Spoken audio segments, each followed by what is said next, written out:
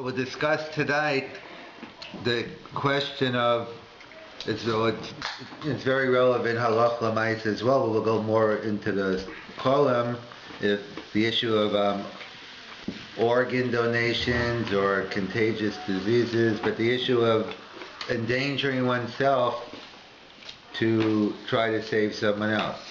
So the sugya begins with a famous Yerushalmi, perhaps that we have, perhaps that we don't have it, we'll see.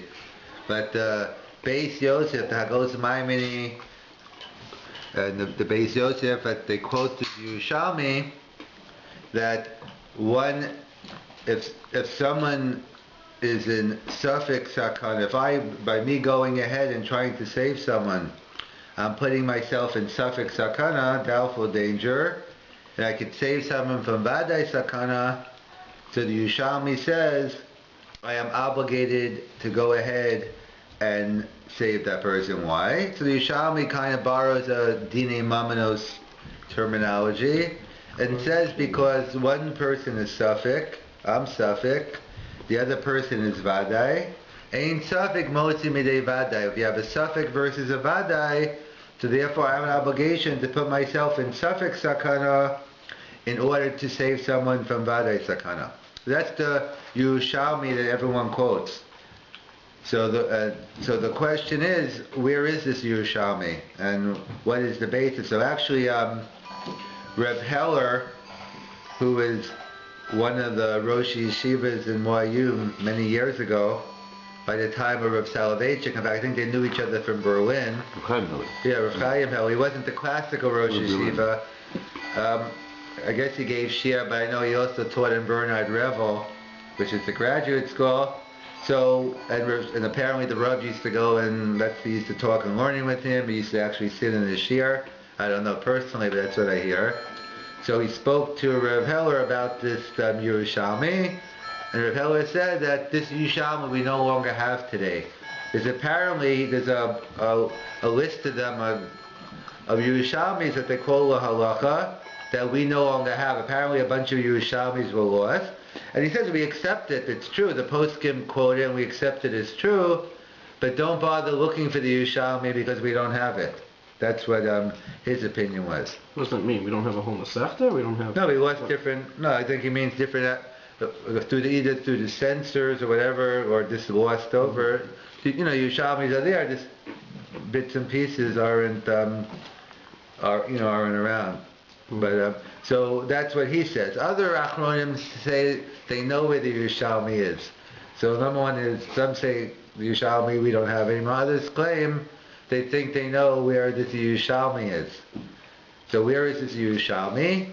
So the Netziv and other Achronim claim it's in Trumas, I think Paraches, they write, the famous incident brought down that Rav Ami or Rav Imi was taken captive, and it wasn't a hostage where they're looking for money. Apparently, that was it. They were going to kill him, and it was just a matter of time. And he was caught, I guess, surrounded by the enemy. So Rav Yonasan said, "Bring out the tachrichim. Let's bring out the shrouds. I guess he's going to die. I guess there's nothing we can do about it. I mean, he's stuck, he's surrounded by armed terrorists. I guess that's it." And Rav Shimon ben Lakish said, no, wait a second.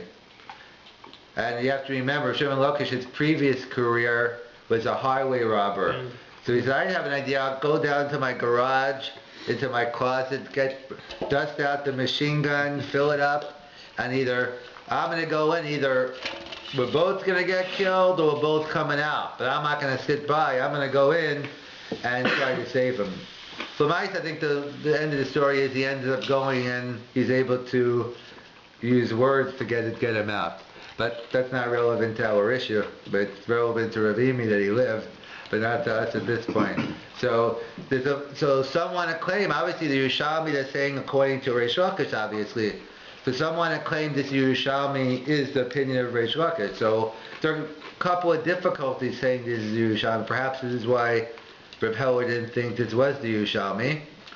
That number one is it's a machlokas in the Yerushalmi itself between Rav Yonasan and Rish Lakish. Who says we paskin like Rish Lakish over Rav Yonasan?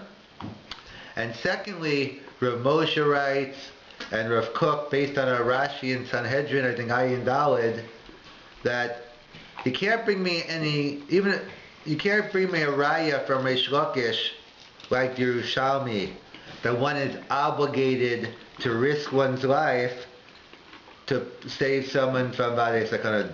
The most you can learn from Rish Lakish is that there's a mitzvah. In other words, we know the different kinds. Let's say in tzitzis, let's say we know the obligation is, if you're wearing a four-cornered garment, you're obligated to put the tzitzis on. But I don't have but if I'm not wearing four-cornered garment, it's a mitzvah rishus. So, but everyone agrees if I put on the four-cornered garment, I'm putting the tzitzis, I get the mitzvah. Or similarly, Rav Moshe writes about the mitzvah in living Eretz Yisrael. Machlokas Rishonim, whether it's a mitzvah chiyuvis, mitzvah kiyumis, or Rav Moshe writes, what he thinks b'tzman hazeh is that there's no obligation to live in Eretz Yisrael. But of course, he says everyone has to agree, or he says that he thinks that, but if you live in Eretz Yisrael, of course you get the mitzvah.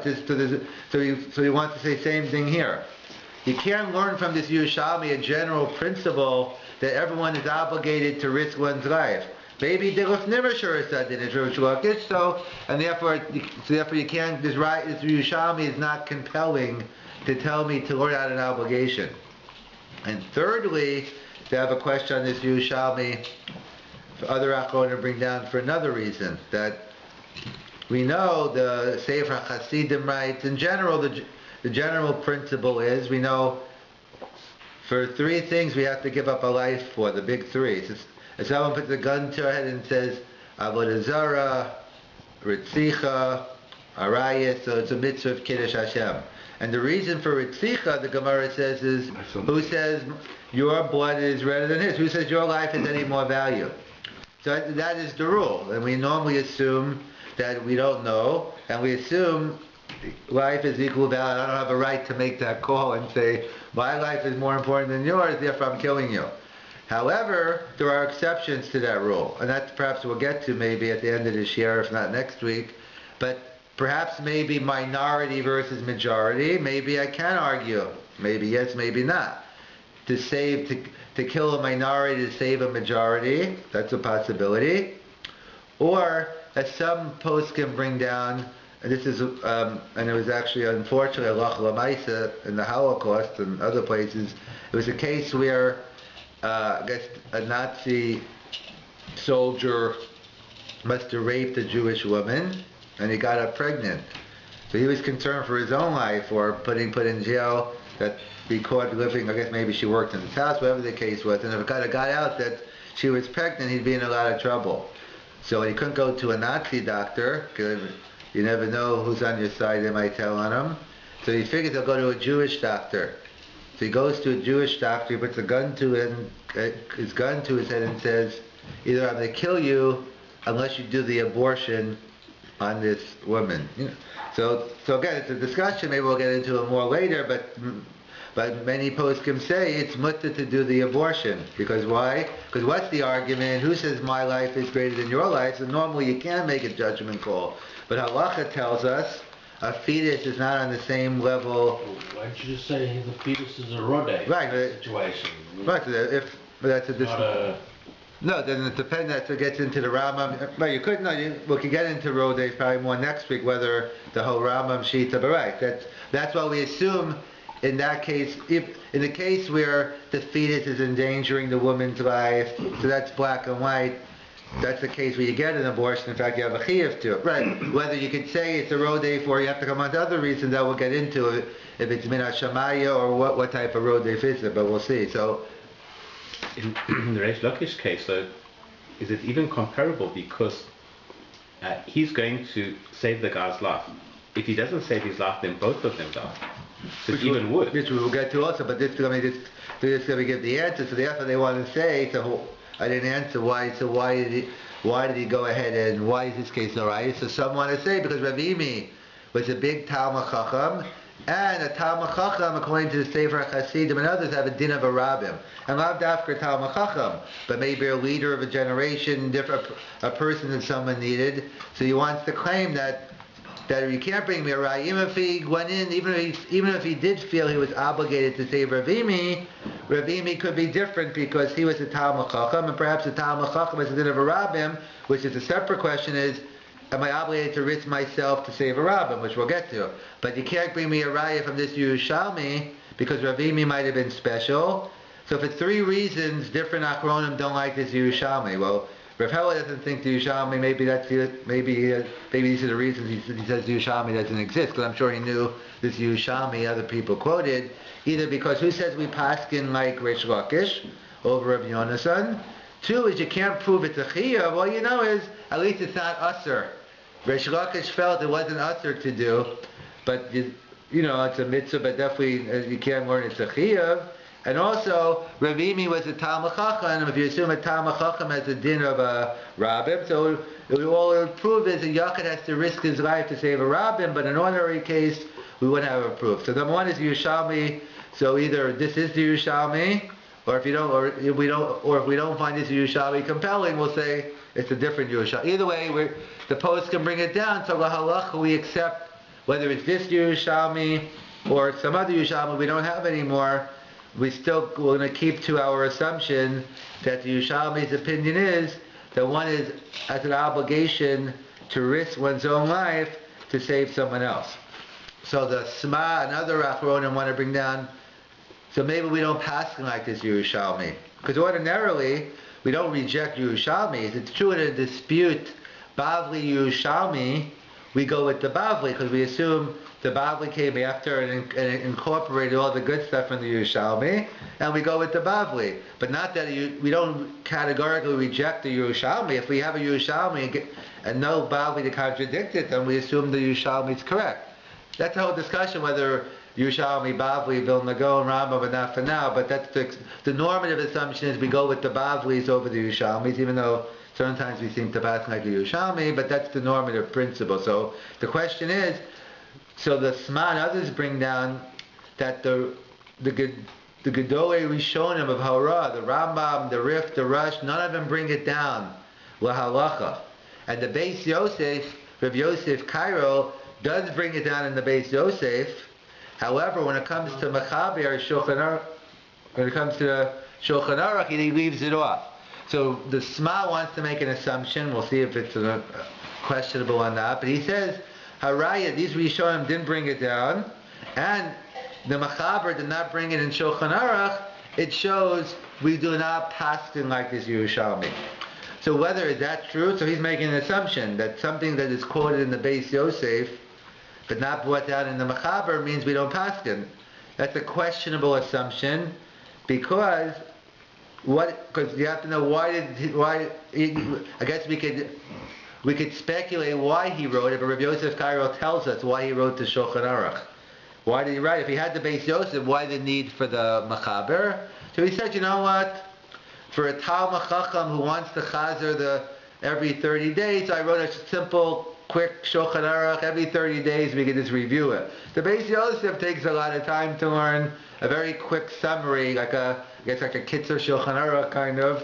So I wrote it for them, or he says, oh, you know what, for Kitanim, they're 5th graders, 8th graders, maybe, it's too hard to learn the Beis Yosef, but for them, but from here we infer, if you really want to know what Rav Yosef Cairo is thinking, you go back to the Beis Yosef, not necessarily the Mechaber. So again, so Post can bring that down, the fact it's not brought down in the Shulchan Aruch as a raya, but again, one could discuss whether that argument is really valid or not. So let's assume it is valid. Why wouldn't he include the conclusion in the Mechaber?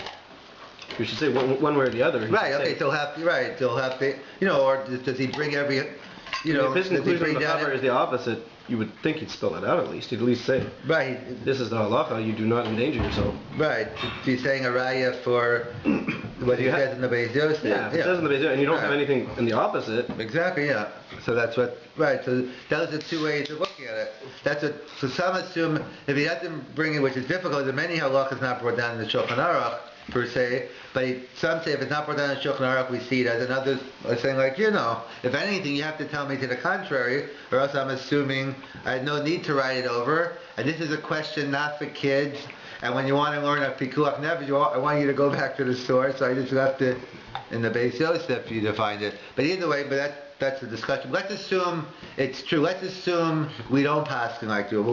Let's take the poskim who say that this Yerushalmi is not brought down, which, one could question the assumption. Let's assume it for a moment that that it's not brought down because we don't pass, and the Rambam, Riv, Rush leave it out. So we have to find the Bavli still, to find some, even if not in the base, not in the Machaber, show me a Gemara Bavli that contradicts this principle. So the Agudas Ezov, they quote, says there's a Bavli against the Yerushalmi. Isn't there a Bavli that talks about a man drowning, whether or not you're supposed to jump in? Yeah, we'll get to that, yeah. So the problem is that Agudas Ezov doesn't tell us where the Bavli is. He just says, you know what, the Bavli is, just like we don't know where the Yerushalmi is, we might not know where the Bavli is. However, is it in Trumas Perikles? Yeah, Did you look it up? No, that Trumas, the case of Rav Imi's there. Yeah. The question if that Yerushalmi proves the principle is the question. Everyone agrees if you look it up in Trumas Perikles, you'll find it's Yerushalmi. The question is that a compelling? Because there's three questions we asked, and you so some was the source? Right. That happened. The question is, could I learn out what that principle from? That's the only question. Mm-hmm. So the Agudas Ezov tells us that there's a Bavli, but he doesn't tell us where. So luckily we have some Gedolei Achronim who did the research for us. Maybe we can find it on Bar Elan, I don't know. But so they quoted a couple of Gemaras as suggestions to bring up proof that there's a Bavli against the Yerushalmi. We'll get to yours in a second. The first one is there's a Gemara in Nida. There's a famous incident with Bnei Galila, these people from Galila, that basically the rumor had it, the call was out, that the authorities were looking for these people. They were involved in murder or something, they did something wrong, and the government was looking to put them in jail, kill them, whatever the case was. So they took off and they ran to the house of Rav Tarfon. So actually before that, just the Gemara first just tells us a klal that even though we know that Lashon Hara is a biblical prohibition, etc., however, one is not allowed to be makabel lashon hara. However, you can be mechash. In other words, you don't accept lashon hara at face value, but don't be a fool and ignore it either. With Gedalia, that's what happened. He ignored it. Or the Gemara, or let's say, for instance, there's a call out. This person's a thief. He's a robber, and you're putting up a sign in your store. You're looking for someone to work behind the cash register. Oh well, lashon hara. I don't want. Well, you're a fool then. Don't accept it, I agree. Don't not take them. But if you want to give the person, check out the sources, and if they come out, it's not true, then of course go ahead and use them, but don't be naive. So the Gemara says you're not makabel lashon hara, but you can't. So Rav Tarfon wasn't a fool. He heard this. He heard it. Sorry, how do you do that? You're not makabel it, but you don't hire him. No, I didn't say you don't hire him. I said you check. I said you check and find. If you not hire him because of that, then you're makabel. I'm saying that's not right either. I'm saying you don't makabel and not hire him. I said, but you should just do the research to make sure. You should get ask somebody else, and somebody else is going to tell you. No, but that's not lashon. That's constructive. You're asking for a specific reason. That gets into the Klali lashon hara about But I'm just saying is, but that's again. I guess we can argue what is the detail, what's necessary, what's not. But that's the klal.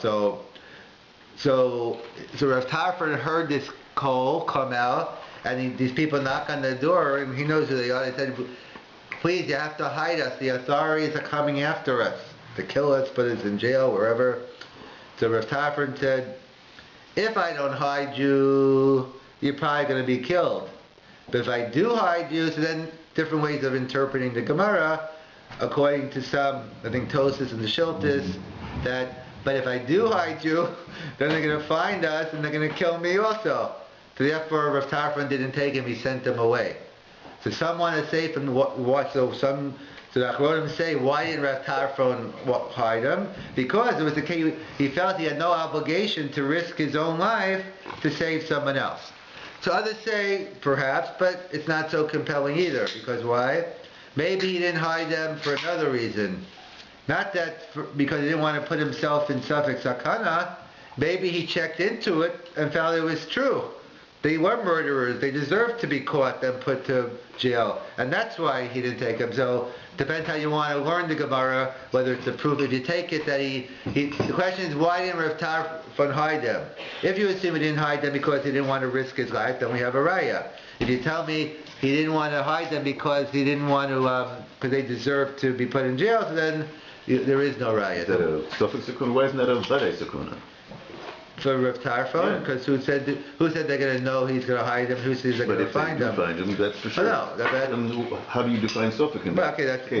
But, no, but I'm saying, the suffix sakana is, the pashto is right. We have to go into the details, what percentage, what's vade, what's suffix. But the simple pshat in the Gemara, what it means is that it's a suffix in the sense that they might not know Rav Tarfon hide them, and even if they did, maybe they're not going to find them. They're saying, right, so whatever, right. So we'll get into percentages, but that's pashtus, what they assumed there was. So we'll get into that point in a minute from the other achronim. So that's. And we're assuming that if they are guilty, he's allowed to give. Right. So that's another. That's another assumption. In Vavel. That's another assumption that if a Jew, you could give or not give over, but you could be passively let or as we'll see, some might have felt that why couldn't they hide themselves? Like, why am I not? You play hide and seek. You know all the good spots. Like, why do I know better spots than you? So I'm just saying you could argue it. Like, it was unnecessary. You're right. Maybe if Rav Tarfon had a good hiding spot better than someone else, then maybe I'm just saying that's the other achronim bring down. Like, what was wasn't it really a case that why couldn't they hide themselves? The logic would be that they wouldn't be in Rav Tarfon's house. Apparently they felt differently, and maybe they felt Rav Tarfon, if they came, that maybe he could talk them, protect them, So, everyone, wants to be, as they say, when the bombs are falling, there's no thing as a foxhole, atheism a foxhole. So same thing, when times are rough, everyone will go to a Rav to protect them. So either way, that's the Gemara. Neither, perhaps that's the Bavli, perhaps it's not. Let's look for another Gemara. The Gemara in Sanhedrin is the other Gemara they bring down. The Gemara in Sanhedrin, the Gemara says, so where do I know that if someone is drowning in the water, you have to go and save him, or if someone's attacked by animals, etc., that you have an obligation to save your friend? To them I go, Samad Odam Reyecha.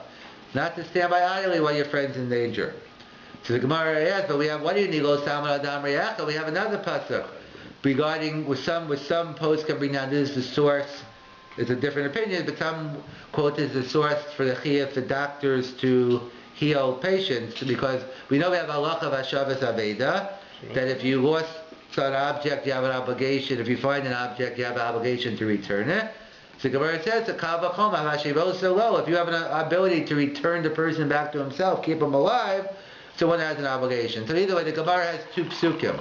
The discussion, the Rishonim, which pasuk is teaching what, but we'll just work with one approach. So the Gemara says, so why do I need both? The Gemara asks. The Gemara says, because if I only had Bahashivos lo, I would know if I'm a lifeguard, I know how to swim, or I'm like Rish Lakish, I know how to use a machine gun. Then I have an obligation to go in and save the person. Let's say I don't know how to use a weapon, I can't swim, and someone's drowning, then what? I don't have to commit suicide and jump in.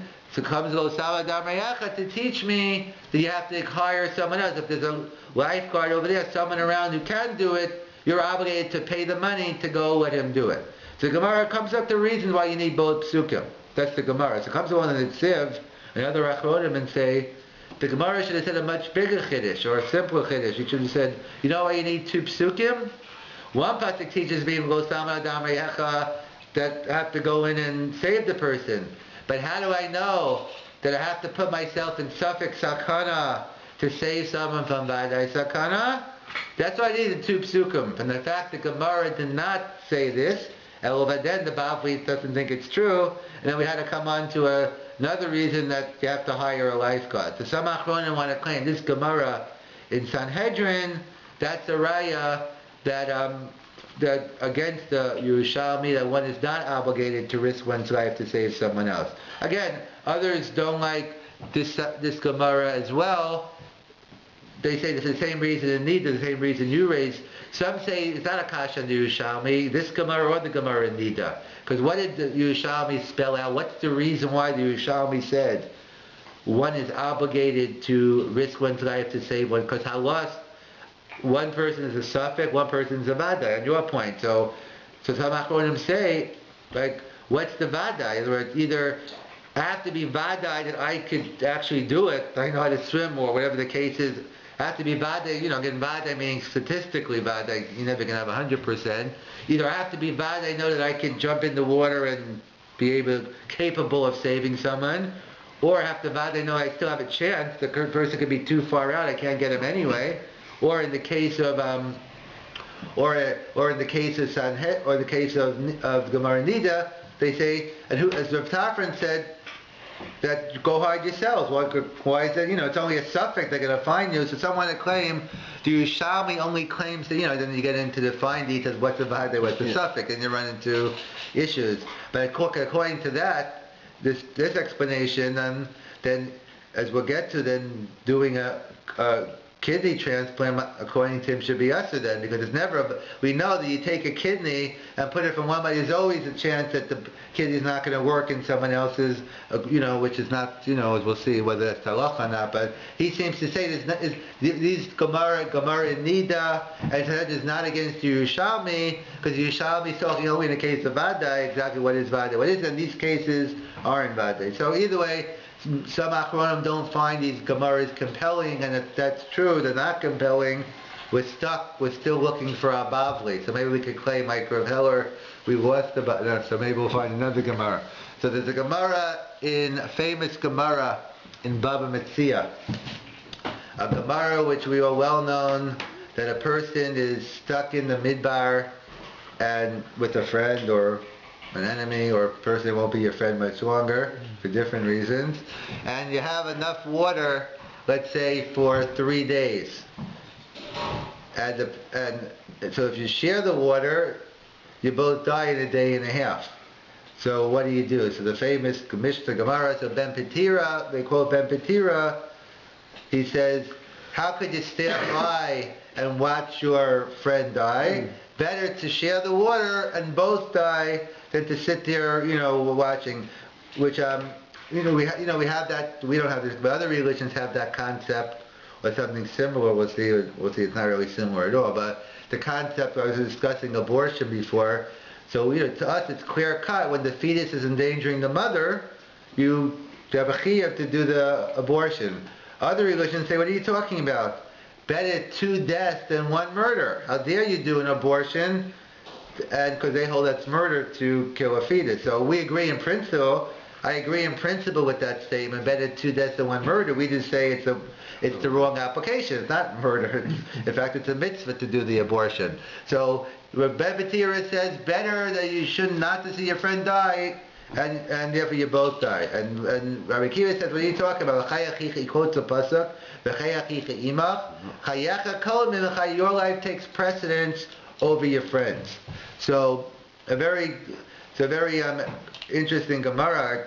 When you think about Pentira, it sounds very good when you just skim over the Gemara. But when you think about it, it doesn't seem to make much sense. When you're saying better 2 people die than 1, that doesn't make any sense. Of course, better if you're going to have someone die, better 1 person than 2. And what's even more strange is Rabbi Akiva's argument. Rabbi Akiva didn't disagree. Rabbi Akiva said, you're right. He didn't argue on logic. He said, you're right. It sounds like a good argument to me, but what can I do? The Torah tells me my life takes precedence. But if not for this pasuk, I agree with you, Ben Petira. So what are we missing here? That better 2 people to die than 1? That makes no sense to me.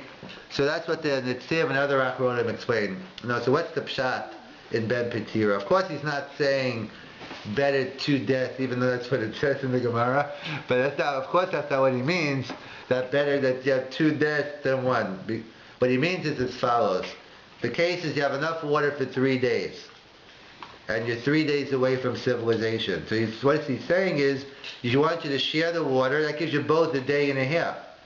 In a day and a half, maybe the search committee will find you. Hopefully they know you lost. Maybe you find some more water, maybe you get some food, anything can happen over the next day and a half. So but Petir is saying you have an obligation to risk your own life, not to watch your friend die. You have an obligation to risk your life to save him from Vadai. That's what Ben Petir is saying. You're chayev to put yourself in a suffix sakana to save your friend from Vadai sakana. And Rabbi Kiva says, you're right. It's very logical, I agree. The only problem is, the Torah tells us, my life takes precedence over your life. So therefore, that's why we're chol. So that's what we found. So it seems to be the Bavli many quote that we see. We pass like it's a machlokes ben Petir Rabbi Akiva. We pass like Rabbi Akiva that one is not obligated, whether it's praiseworthy or us, or that's a separate discussion. But at least we see Rabbi Akiva says there's no chiyuv to risk one's life to save someone else. And that seems to be the Bavli against the Yerushalmi.